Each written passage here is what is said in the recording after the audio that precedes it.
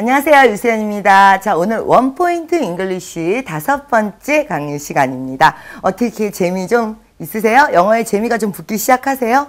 우리는 그동안 영어를 너무 무겁게 배웠어요. 그러니까 우리나라 영어 공부 방법을 보면요. 마치 전 국민의 영어 석사, 영문학과 석사 혹은 영문학과 박사를 지향하는 그날까지 전 국민이 영어를 완벽하게 하는 그날까지 너무나 힘들게 공부를 하세요. 근데 왜 이렇게 영어 공부가 힘들까요? 왜 이렇게 힘드냐면 우리가 모두 공부를 할 때 영어를 아카데믹하게 공부를 하기 때문이죠. 그런데 중학교, 고등학교, 대학교 내내 우리 영어 그러면 리딩을 위주로 배워요. 그러니까 독해, 읽고 이해하기. 그건 당연한 거예요. 왜 그러냐면 수능이 그런 식으로 시험이 진행되고 여러분들이 대학까지 그런 식으로 영어를 접근하시게 된 건 영어를 통해서 여러분들의 목적이 상위 지식을 습득하시기 때문이에요. 그러니까 그때는 영어 공부를 할 때의 목적이 내가 영어를 잘해서 전공책을 읽고 영어로 수업을 듣고 이런 게 목적이다 보니까 수능, 그래서 고등학교 혹은 대학교 때까지 보면은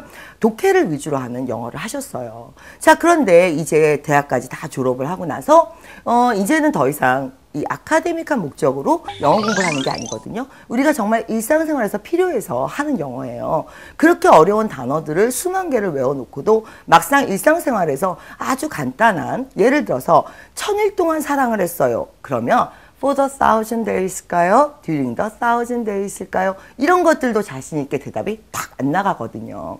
자, 그래서 우리의 공부의 극과 극을 한번 보도록 할게요.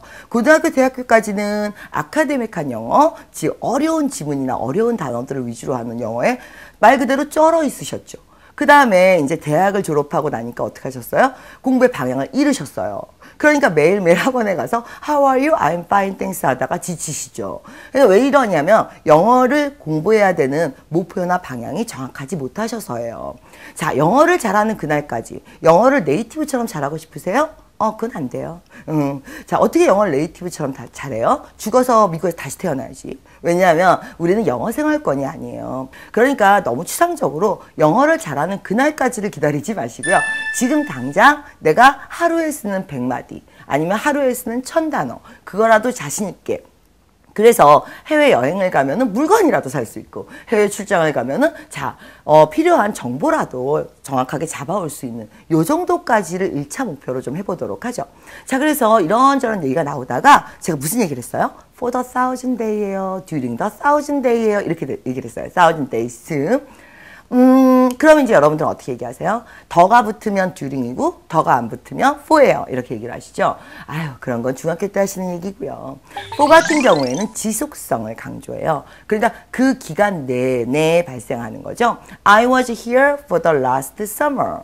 was 상태 동사죠. 여기에 계속 있었어요. 여름 동안 내내. 이럴 때 for를 쓰시는 거고요.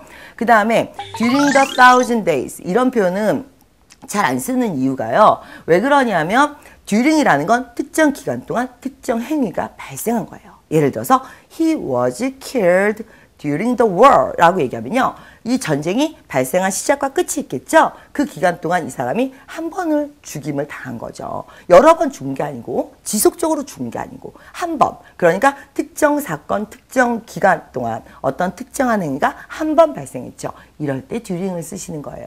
이제 더 이상 중학생들처럼 뒤에 더가 있으면 during이고 더가 없으면 for예요. 이렇게 얘기하지 마시고요. 앞에서부터 문장을 완전히 내가 하고 싶은 말을 충분히 녹이면서 하시는 거예요. 그 기간 내내 I was there. 자, for the last summer. 이렇게 되는 거고요. 그 다음에 예를 들어서 I got an accident. 사고가 났어요. During the last summer. 지난 여름 동안 사고가 한 번 난 거죠. 이렇게 진행이 되는 거죠. 그래서 맨 처음 얘기로 돌아가 보도록 할게요. 처음 얘기로 돌아가면 어떻게 되죠? 자, 1000일 동안 사랑을 했어요. 그러면 사랑이란 감정이 특정 순간에 특정 한 번, 1초 딱 생기고 딱 사라지나요? 아니죠. 1000일 동안 지속이 쭉 된 거죠. 예. 이렇게 되면 지고지순한 사랑이 되겠네요. 자, 어쨌든 1000일 동안 사랑을 쭉 했어요. 지속이에요. 그럴 땐 for a 1000 days라는 표현을 쓰셔야 되겠죠.